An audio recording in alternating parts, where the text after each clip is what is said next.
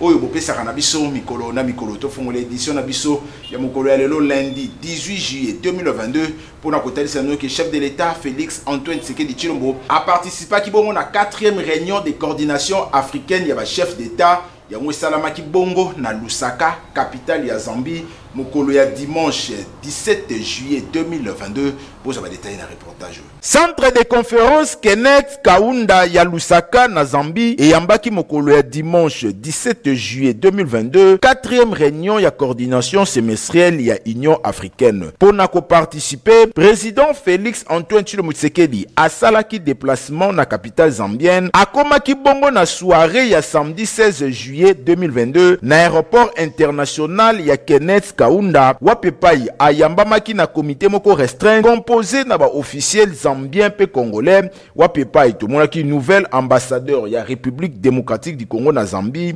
Serge Didier Bapaya, vice-premier ministre pe ministre des affaires étrangères Christophe Lutundula Apala, ministre ya industrie Julien Paluku pe Didier Mazenga Mukanzu, ministre ya intégration régionale pe francophonie, Nicolas Tumba Dirkaba ya chef de l'État en charge des questions politiques et juridiques pe diplomatiques, Serge Chibangu, mandataire spécial ya président de la République Félix Antoine Tshisekedi Tshilombo. Na réunion oyo statutaire oyo esangisaki ba chef d'État membre ya bureau ya Union africaine pe ba chef d'État oyo ba président ka communauté ya sous-région et permetaki na ko procéder na évaluation ya processus ya intégration na bango yango etikali idéal ya Union africaine. Compte rendu ya situation sécuritaire na est ya République démocratique du Congo et sengeli koyeba ke sujet oyo ekokaki kozala abordé et pas ya chef de l'État Félix Antoine Tshisekedi Tshilombo lors ya réunion bilatérale oyo ekosalema mikolo ezali koya. Bosimba ke thème ya session ya Lusaka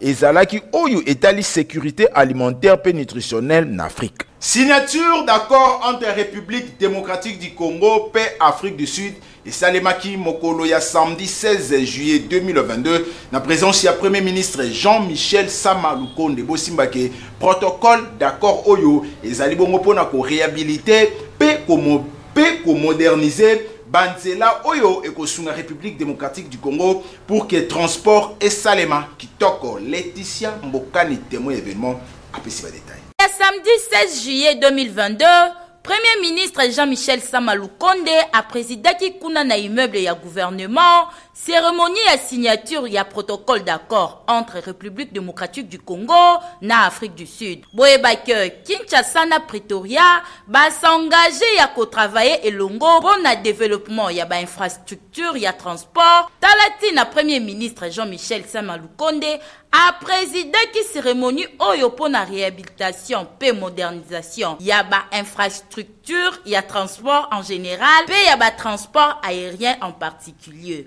Signature yango et salemaki entre Fiki Lembalula oyo azali ministre ya Afrique du Sud ya transport pena Chéribin Okende ministre congolais ya transport voie ya communication pe désenclavement na maloba na ye Chéribin Okende oyo azali ministre ya transport alobi ete protocole d'accord oyo ezali matérialisation ya diplomatie ya développement pour la renaissance africaine et pas ya président Félix Antoine Tshisekedi na Cyril Ramaphosa oyo azali président sud-africain. Pour na ye accord oyo ezali important pambate ba deux chefs de l'État bazali na voie ya renaissance africaine oyo ezo concerné secteur ya développement socio-économique pour la renaissance ya Afrique mobimba. Talatina Premier ministre na ba chef ya gouvernement ba signaki mémorandum d'attente oyo et quoi accompagner République démocratique du Congo na réhabilitation pe na modernisation na ba infrastructure ya transport en général pe aérien en particulier. Pour na ministre sud-africain Fiki Lembalula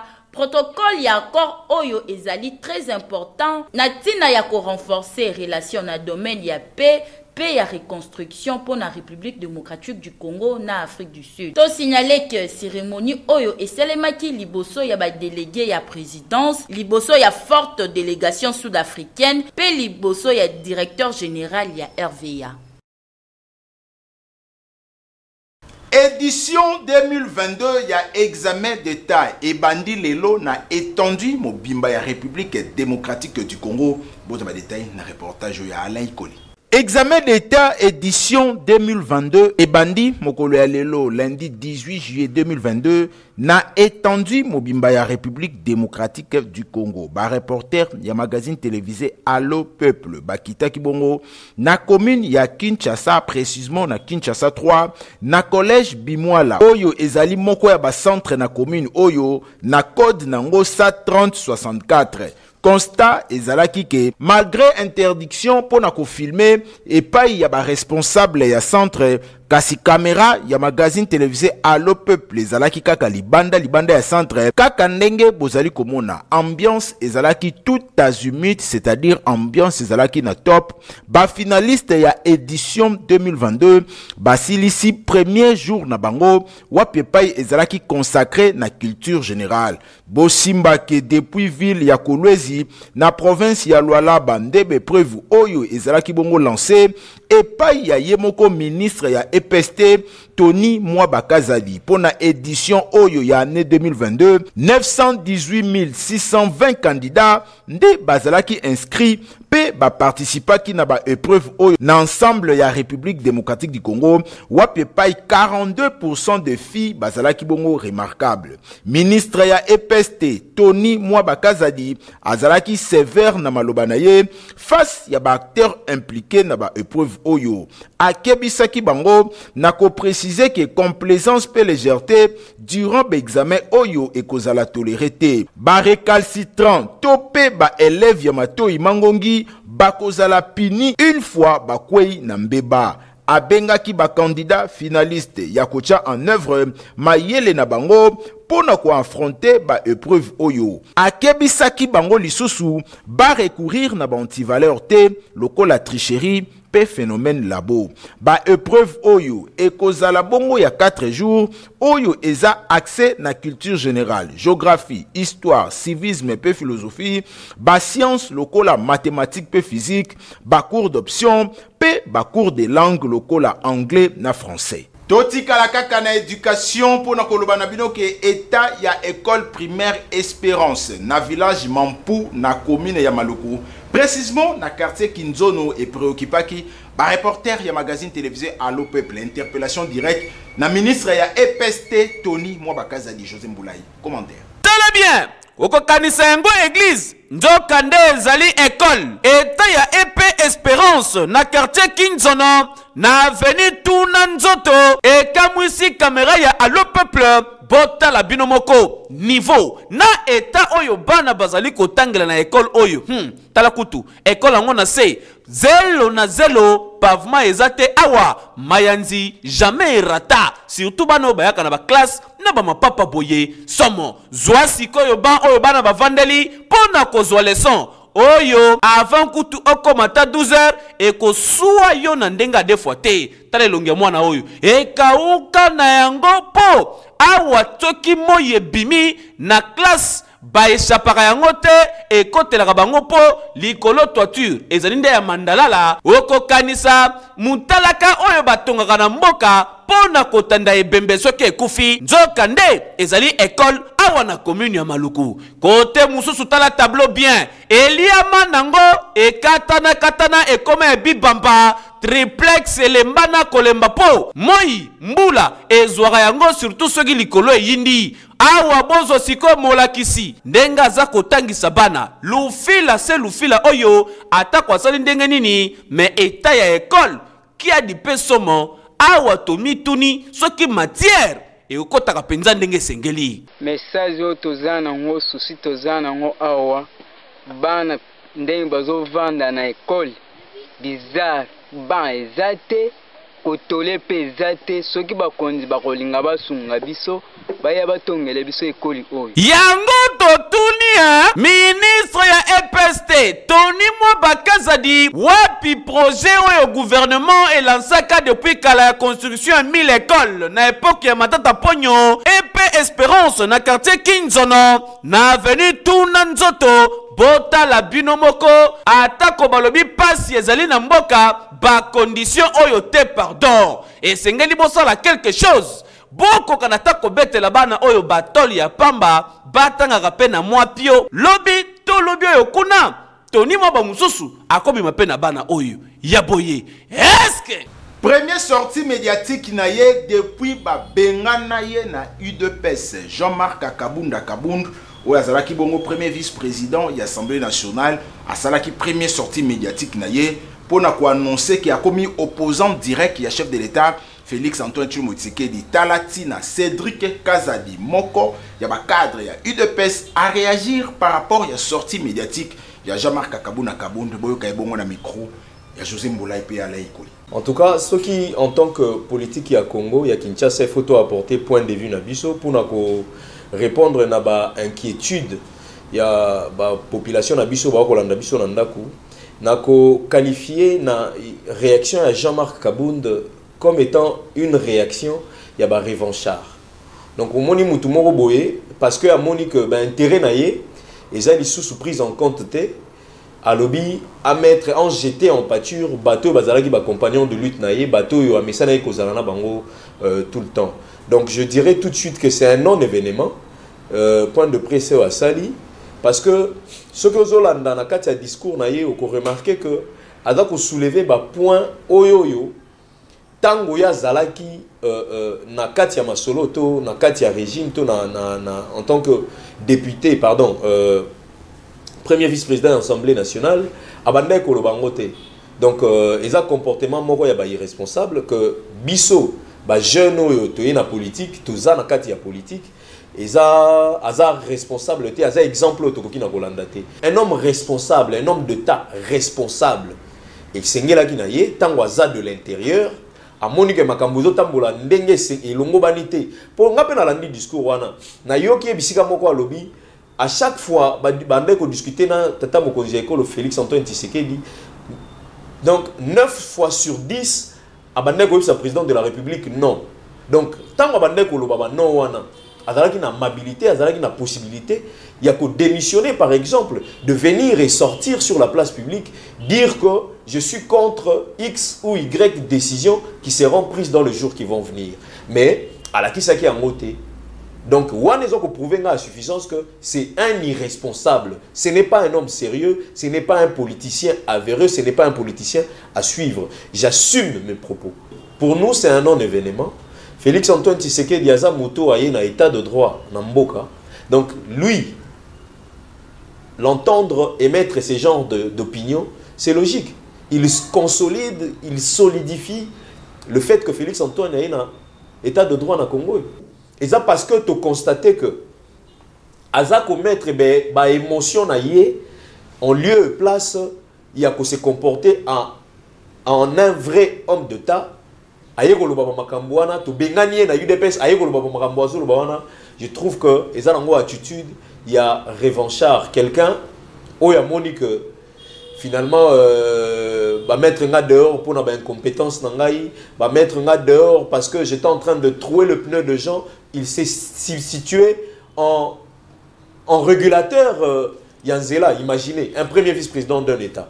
Donc je suis désolé d'entendre de lui ce qu'il vient de dire. Mais encore une fois, je réitère ma position pour dire que c'est un non-événement. Tolimitomo na ndenge ya lobby que Azako s'est lancé dans l'opposition à l'Axabiso force politique naïe, à l'Axabiso de quoi est-ce qu'il est capable avec les partis qu'il vient de créer. Grâce à l'effort, il y a gouverneur intérimaire, il y a province, il y a Luala, Fifi, Masuka Saini, Bosimba Kemisala, Ezali Kosalema na chef lieu, il y a territoire, il y a Sandoa, Wape Pai, Bazali ko réhabilité Banzela, réhabilité Bongo, Moko, il y a foyer social, puis bâtir frigo, na morgue, il y a chef lieu, il y a Sandoa, Bozo ba détail, un reportage bien signé, peut commenter, c'est Foura Massamba. Réhabilitation intégrale ya route Sandoa, installation ya frigo moko mortuaire, pe réhabilitation ya foyer social o ezalaki na état ya délabrement outa 1962. Esengeli boyeba que tozali na province ya Lolaba na chef lieu ya Sandoa o ezali situé na 145 km ya deuxième ville ya province ya Lolaba Kasaji.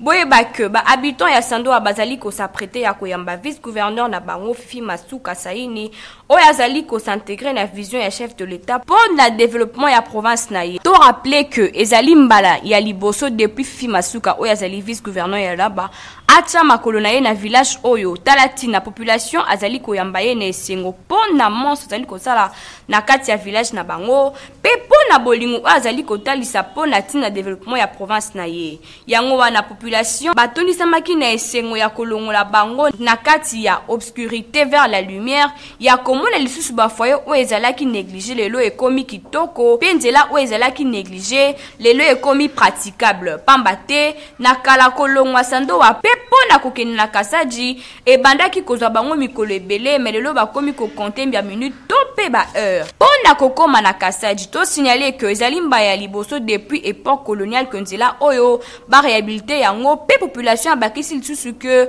balingi komona mwasi oyo motema malamu pona kotalisa ye esengo na bango pe kobinela ye pamba te ayebaki kukanisa lisusu bango po ete babosanaki deja bango yango population azali reconnaissant pona monso asaleli bango.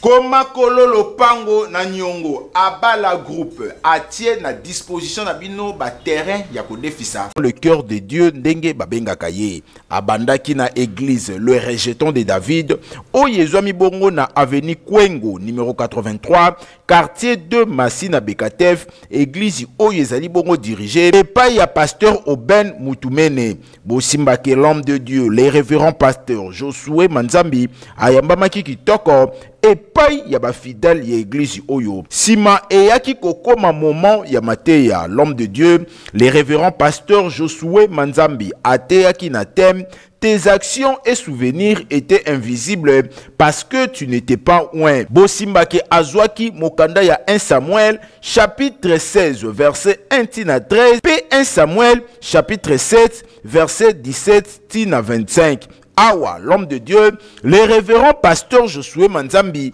abetaki histoire ya David oyo azalaki moboko libampate ya tata na ye na Zamba. Kasi lokola Nzambe aponaki ye deja lokola successeur ya Saoul esengelaki Samuel apakola ye mafuta pe abimisa liboso na bato lokola moponami na Nzambe.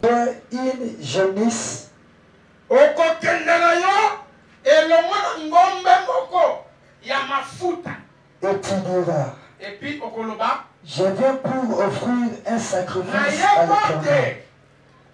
Na yakotumba mbeka. Tu inviteras Isaïe au sacrifice. Okobenga Isaïe na kati ya mbeka. Je te ferai connaître ce que tu dois faire. Ngai na kola kisala oyo wapo kokende ko sala na njeton. Et tu viendras pour moi celui que je te dirai.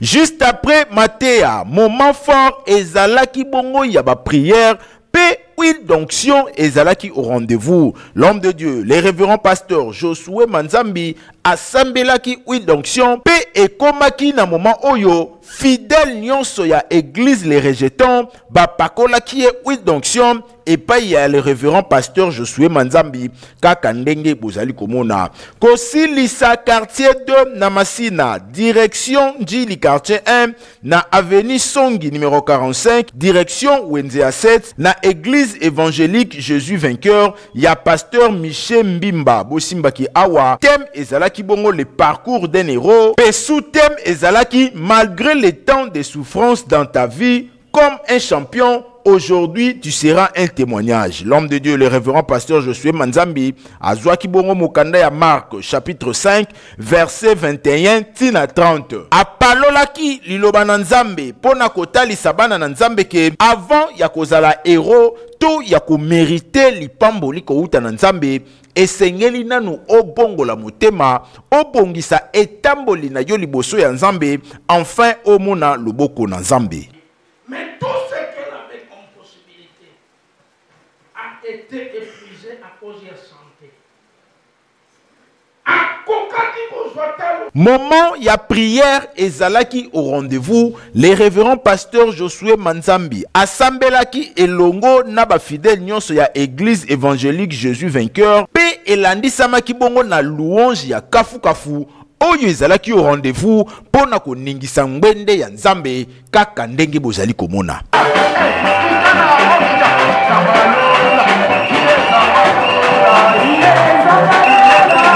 Totika la kaka na district ya Tchangu. Cette fois-ci, tokende bongo na commune ya Maluku. Pona koloba na bino ke population ya village Mampu na quartier Kinzono bazali na difficulté ya mai makasi ezo senga na bakambi ya régie des eaux. Basala quelque chose pour que population azwa ouf de soulagement. Tozali na village Mampu na quartier Kinzono na commune ya Maluku kokamwa bota la bino moko degré pe niveau oyo bato mondelaka pasi ya mai kotoyo somo awa bozo sikoyo ba bidon boza komone bele boye baye kotoka mai ya ebale oyo boza komona boye yango nde baye kotoka po ekende koservir bango tozande na Kinshasa, capitale République démocratique du Congo en plein 21e siècle kokamwa. Kasi difficulté ya makasi lisusu ezalaka nde ndenge baye kotoka mai boye pona kobimisa yango kiadi kibeni. Il faut kozela kaka soki mutuka moko ekotaki bakotoyo pona koya kobimisa swat mafuta tope makala ou bien manyoko yango nde bako profite bamemeli bango babido ya mai bakoka na s'en servir na yango kitoko kokamwa. Pasi oyo ezalaka makasi mingi surtout na elanga po batu bavandaka na Kinzono na village Mampu bamisungaka makasi surtout soki mvula ezali konoka na bailanga boye botala degré oyo bazali konyokomela bana mike boza komona bango susi baye koluka nde mai baza komona pasi na ndenga defwa te lisusu population ya Mampu ezalaka nde kobika na mo forage oyo projet allemand moko esala bango kotoyo kasi ekufa na yango pasi ebakisama na ndenge ya somo nani akokipe bango. Awa tozalaka na crise ya mai ezalaka biso pasi tovivre kaka soki bakamio oyo ozula biso bacharge totie babidon toke kotoka mai en 4 km na biso en tout cas mpenza toza na